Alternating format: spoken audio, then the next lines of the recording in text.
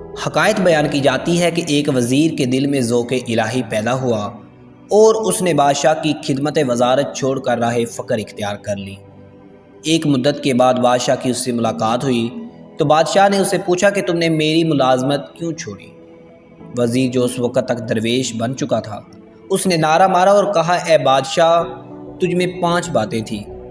ایک یہ کہ تو میرے سامنے کھانا کھاتا تھا لیکن مجھے نہیں کھلاتا تھا۔ اب میں اس خدائے پاک کی خدمت میں موجود ہوں جو خود تو کھانا نہیں کھاتا مگر مجھے کھلاتا ہے۔ دوسری یہ کہ میں تیرے سامنے کھڑا رہتا تھا لیکن تو نے مجھے کبھی بیٹھنے کو نہیں کہا۔ اب میں اپنے پروردگار کی خدمت میں حاضر ہوں تو وہ مجھے 4 رکعت کی نماز میں 2 مرتبہ بٹھاتا ہے، جس سے مجھے اس کی عبادت کرنے میں آسانی رہتی ہے۔ تیسری یہ کہ تو سوتا تھا اور میں تمام رات تیری حفاظت کے لیے جاگتا تھا۔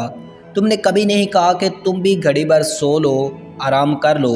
اب میں اپنے پروردگار کی خدمت میں حاضر ہوں تو وہ خود تو نہیں سوتا بلکہ میری حفاظت کرتا ہے اور میں سوتا ہوں۔ چوتھی یہ کہ میں ہر وقت ڈرتا رہتا تھا کہ کہیں تم مر نہ جاؤ۔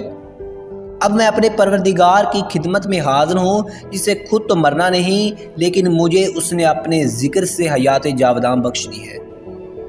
پانچویں یہ کہ میں ہر وقت ڈرتا رہتا تھا کہ اگر مجھ سے کوئی غلطی ہو گئی تو مجھے سزا دے گا۔ اب میں اپنے پروردگار کی خدمت میں حاضر ہوں تو مجھے ایسا کوئی خطرہ نہیں کہ اگر مجھ سے کوئی خطا ہو بھی جاتی ہے تو میں توبہ و استغفار کر لیتا ہوں، وہ میرا پروردگار مجھے بخش دیتا ہے۔